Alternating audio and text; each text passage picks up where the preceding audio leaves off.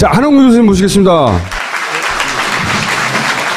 책까지 쓰셨는데, 법비 김기춘. 예, 예. 저희가 특집 방송 2번이나 했고. 예. 구속됐는데 자축하셨어요? 정말 파파이스 애청자 여러분들께 큰 절을 올리고 싶은 게, 지난번 두 번 나와서, 이야기하고 광고하고 왔잖아요. 네, 후원해달라고. 광고 효과가 정말 너무 좋아서 여러 군데 나가봤지만 파파이스가 정말 짱이었습니다. 정말 감사드립니다. 김기춘이 설마, 본인도 예. 설마 자기가 해왔던 일들의 이 규모가 있는데 블랙리스트로 감옥 갈지는 몰랐을 거예요, 진짜로. 제가 김기춘 전의 저자로서 네. 참 참담했습니다. 저분이 하신 얘기가 얼마나 많은데 겨우 블랙리스트로. 인생 말년에 저걸로 가나. 저는 김기춘의 수감 기간은 중요하지 않다고 생각해요. 김기춘이 하면 다 빠져나간다.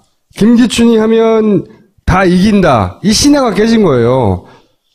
그걸로 김기춘 역할은 이제 끝났다고 보고, 네, 정치적 생명 끝났다고 봐요. 그 의미가 굉장히 큰 구속이라고 보고. 근데 이제, 그때 이제 반헌법, 반헌법? 행위자 열전. 네, 행위자 열전. 김기춘 하나가 아니라 수백 명을 하신다고. 예, 예. 그러셨잖아요. 예.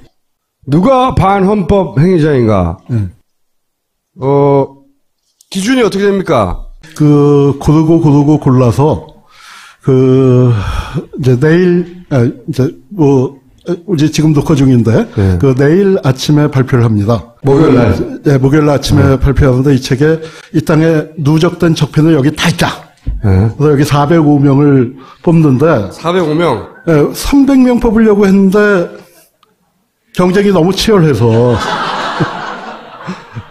뺄 수가 없어요, 뺄 수가. 뺄 수가 없고, 더군다나, 기준은 이제 우리가 분야를 우선 민간인 학살, 내란, 부정선거, 고문조작 4개를 했는데, 거기에 2개가 더 추가되어 있습니다. 하나는 언론 쪽에서 강력하게 언론 탄압을 안 쓸 수 없다. 언론 탄압. 됐고, 네. 그 다음에, 박근혜 최순실 국정농단 사태가 벌어지면서 최근 사례가 안 들어갈 수가 없다.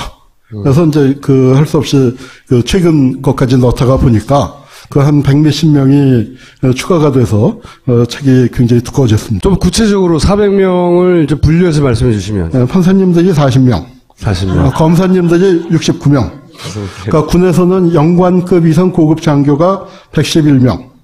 그다음에 보안사 출신이 33명, 중앙정보부 69명, 경찰 60명이고, 그다음에 이제 고위 공직을 지낸 분들로 얘기하면 대통령이 몇 명일까요? 한 7명 정도 들어가요. 6명. 대통령이 6명. 그런데 권한대행이 2분. 황교안 권한대행도 빠졌겠습니까? 그걸 빠뜨렸다가는 제가 이렇게 욕을 애청자들한테 욕을 먹을 것 같아서 집어넣습니다. 그가 아니고 기준에 넘쳐요. 기준이 넘쳐. 기준을 그냥 커트라인을 가볍게 통과했습니다. 그리고 또 대법원장이 4분. 대법원장이 4명. 대법원 판사가 22명. 22명. 헌법재판소장 1명. 국무총리 10명. 그리고 중앙정보부장은 정말 인심 썼어요. 사실은 다 들어가야 하는데 15명만 추렸습니다. 그 중에서. 그리고 검찰총장 8명. 보안사령관 8명. 장관 79명. 국회의원 70명. 시한국장, 경찰청장급, 시한본부장에서 17명. 등등 그렇게 해서. 안 들어간 사람을 받쳐다야 될 것 같은데. 아니, 그러니까 여기서 탈락한 사람들 중에 아마 탈락자 명단만 따로 발표해도 재밌을 것 같아요. 아차아차. 네. 아슬아슬하게 맞은 사람들. 자, 그러면 구체적으로 우리가 알만한 이름들 좀 알려주세요. 저희도 참 놀랐어요. 저희도 이걸 넣어야 하나 말아야 하나 하는데 워낙 기준을 황교안이보다 훨씬 더 우수한 성적으로 통과하셨기 때문에 도저히 어떻게 할 수가 없어서 저희가 이제 지금 하는 거는 집중 검토 대상자입니다. 앞으로 더 본인들 이의 신청도 받고. 네, 그리고 이제 저희들도 자료를 좀 더 많이 모으고 또 외부 전문가들 견해도 구해서 아마 올 연말쯤에 이제 최종 확정이 될 텐데 저희가 자료를 그동안에 수집하고 그런 기간이 있습니다만 저희가 깜짝 놀란 게 현직 대법원장 양승태 씨가 들어갔습니다. 뭘로 걸렸어요? 현직 대법원장이 들어가는 건 이게 보통 일이 아닌데. 그렇죠. 이제 간첩 사건만 6건이에요. 근데 그 외에 그러니까 누구랑 같이 한 거냐 하면은 결국은 김기춘하고 같이 한 팀이었다고 볼 수밖에 없는 게, 왜 자백에 나오는 제일동포 간첩 사건 있죠? 그게 사실은 이제 1122 사건이라고 돼 있는데, 여러 건의 다른 그 제일동포 유학생들을 하나로 묶어서 이제 키워서 발표하는 건데, 재판은 또 따로따로 했어요. 예. 근데 거기서 4건. 그때 판사였어요? 그때는 배석 판사였어요. 배석 판사. 그러니까 3명 왔는데 이제 한쪽 옆에 앉는 그 배석 판사였고, 그리고 2건은 본인이 재판장으로서 하고 있는데, 그 하나는 우리나라 주적 간첩 사건, 대표적인 사건 꼽을 때 밤낮 나오는 강희철 선생 사건이에요. 그 제주도에서 강희철 선생 사건. 그 사건의 증거품이 뭐냐 하면은 만년필이에요. 만년필이 어떻게 증거가 될까요? 그 만년필로 보고서를 썼다는 거예요. 그러니까 그 보고서가 증거품이 된다면 또 몰라요. 근데 우리나라에 그런 것도 있어요. 더 기막힌 것은 나무 막대기가 증거품으로 채택된 적이 있어요. 그걸로 때렸다? 아니요. 그럼요. 그걸로 무전기를 부셨다. 그래서 증거품에 무전기가 나와야 하잖아요. 그런데 무전기가 없잖아요. 근데 그걸 갖다가 이걸로 때려 부셔서 없다. 그런데 그런 판결을 6건을 간첩 사건에 6건을 했는데 2건은 재심에서 무죄가 나왔고 1건은 재심 개시가 결정됐고 제일동포 사건 3건은 똑같은 사건에서 1건 무죄가 나왔으니까 이거는 이제 하면은 본인들 피해자들이 본인이 유죄를 냈거나 유죄가 났던 재판에 참여했는데 2건은 이미 무죄가 나왔고 무죄가 났고 1건은 그 재심 결정해서 이제 절차를 밟고 있고 3건은 피해자들이 준비 중인데 그 유사한 사건 같이 걸렸던 사건에서 1건이 이미 무죄가 났기 때문에 당연히 무죄가 나올 걸로 예상이 됩니다. 그리고 또 무슨 사건들이 있습니까? 그리고 이제 저희가 이게 이제 얼마나 그 기준이 높은 거냐 하면 여기에 이름을 넣기가 얼마나 힘드냐 하면은 여러분들 유신 때 긴급조치 다 아시죠? 그 흉악한 사건들 아니에요. 근데 저희가 아예 긴급조치는 분석 대상으로도 삼지도 않았어요. 그걸 했다 하면은 책이 이렇게 두꺼워집니다. 이렇게 두꺼워지기 때문에 긴급조치 한 거는 넣지를 않았는데 긴급조치가 12건이나 돼요. 긴급조치 위반 사건을 12건을 다뤘다. 12건을 다뤘는데 이제 우리가 잘 아는 그 최열 선생이나 또 심지영 교수나 다 유죄로. 또 그 고은광순 씨 있죠. 저 한의사도 여성운동 많이 하시는 그런 분들 유죄 때린 사건들이 쭉 있더라고요. 근데 교수님은 이분들이 교수님한테 이의 신청을 할 거라고 생각하세요? 어렵게 명단에 들어간 분들이? 고인들이 어쩔 수 없지만 살아있는 사람은 바로 소송하지 않겠어요? 이의 신청이 아니라 소송? 그래서 이제 그 소송에 들어오면은 저는 배우가 누구냐 하면은 우리 총수님이 이런 거 하냐. 남녀 비율로 따지면 얼마나 됩니까? 남녀 비율로 따지면은요, 정말 여기 여성 청중들 많이 오셨는데 405명 중에 몇 명쯤 돼야 할까요? 성비율로. 한 자릿수인데 2명이에요, 2명. 저희가 일단 한 명은 우리 알잖아요. 한 명은 알죠. 네. 그리고 또 한 명은 그 사람하고 늘 같이 다니던. 그래서 최모 씨는 공직자가 아닌 관계로 저희가 기준이 대한민국 공직자예요. 공직자가 아닌 관계로 최모 씨는 빠졌습니다. 거기는 그래서 부녀가 다 빠졌어요. 최모 씨는 그 아버지도 공직자가 아니었기 때문에 빠졌는데 피모 씨는 부녀가 이제 다 같이 들어갔습니다. 그럼 나머지 한 사람 누구예요? 조윤선 장관. 그러니까 좀 약하다고 생각하시죠? 여성이 혼자면 너무 외로울 것 같아서 거기는 좀 제가 커트라인을 약간 낮췄다고나 할까? 약간 정성평가를 해서 정성평가를 해서 여성이 너무 적은데 이거는 뭐냐면 1번 여성이 착하다.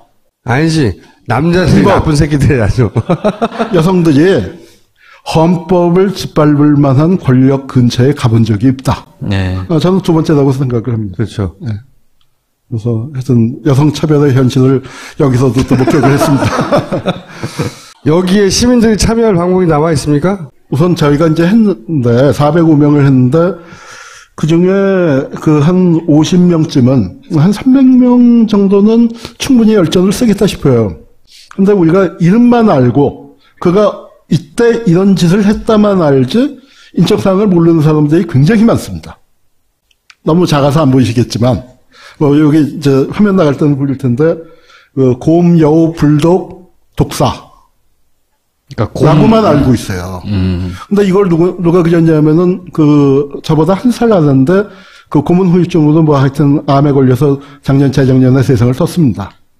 젊은 나이에 세상을 떤 심진구라는 노동자 출신이 자기 고문당하고 난 다음에 정말 심혈을 기울여서 그림을 그렸어요. 5장을 그렸는데, 한 장은 신원이 파악됐죠. 정형근이라고. 그러니까 자기를 고문했던 사람에 대한 정보가 없으니까 그걸 그림으로 남겼는데 그 중에 한 사람이 파악됐다고요. 이름이 파악이 안 돼서 그냥 곰, 독사 이렇게 하신 거죠? 네, 별명이었죠 그때. 네, 별명으로 그때 불린. 그래서 이 4명을 찾고 있습니다. 저희가 뭐 현상금도 걸 생각인데 뭐 이런 사람들을 비롯해야 주변 고문 피해 가해자들, 고문 수사관들 그런 사람들 제보해 주시는 거.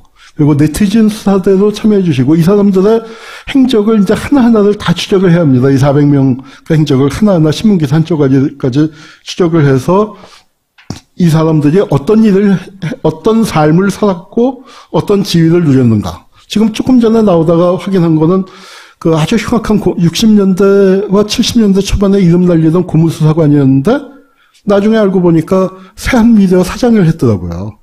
세한미디어면 80년대에 왜 우리 비디오 테이프 제일 많이 만들던 맞아요. 삼성 둘째 아들이 만든 그 회사인데 뭐 그렇게 돼서 이제 그런 사람들처럼 우리가 잘 모르는 영역에 있는 사람들 제보해 주시는 거. 그 다음에 또 주변에 혹시 이런 사람들이 있을 때 그 사람들로 하여금 고백하도록 만들어 주시는 거. 어디로 제보해요? 제보는 저희한테 반헌법 열전편찬위원회 홈페이지가 따로 있나요? 블로그가 있고 저희가 이제 또 이제 시민들 제일 중요한 게 또 후원해 주시는 거. 예, 후원해 주시는 거 여기 참여해 주셔서 시민편찬위원회로 참여해 주시면 대단히 감사하겠습니다. 이거 하는데 저희 조사위원들이 지난 한 10여일 동안 계속 밤샘했습니다. 내일 날짜 맞추느라고. 그래서 뭐 이제 그분들 활동비, 그다음에 우리가 자료 수집비, 자료 정리비 뭐 그런 게 만만치 않게 들고 있습니다. 이게 사실 독재인명사전, 반민주 행위자 사전, 이런 것 만들자는 게 한 20년 정도, 여러 차례, 제기가 되었었습니다만, 착수가 안 됐는데, 저희가 그래도 착수해서, 지금 이제 400명, 405명 명단 확정하는 데까지 왔습니다. 이제 이 내용을 채워서 책으로 만드는 작업이 남아있는데, 그 작업에 여러분들께서 동참해 주시면은 할 수 있는 거고, 당장 우리 두 분이 협박하잖아요. 내일부터 소송 들어올 거라고. 아니, 그래도 이게 그러면은, 집중 검토 대상자네요. 네. 이 사람들이 반헌법 행위자라고. 아직 못 받은 건 아니죠. 그래서 본인들도 이의 신청하고, 우리도. 이렇게 추려놓고, 네. 자료를 모아서 확정되면 한 사람 한 사람에 대해서 책을 쓰거나 네. 자료를 공개한다는 거죠. 여기 이제 김기춘 전을 이 책에 이제 한 챕터로 썼는데, 요걸 쓰고 나서 제가 자신감을 얻었습니다. 그리고 사명감도 얻고, 이게 김기춘이 지금처럼 뜨지 않았을 때도 반응이 상당히 좋았어요. 그래서 거기에 자신감을 얻어서 이분들을 한 분 한 분 정성스럽게 한번 좀 정리를 해드려야겠다. 이게 내가 그래도 현대사를 공부한 사람으로서 내가 이 땅에 고문당했던 분들, 그분들한테 내가 드릴 수 있는 유일한 선물이 그거겠다. 이제 그렇게 시작을 했습니다. 알겠습니다. 여기까지 하겠습니다. 감사합니다. 네, 감사합니다.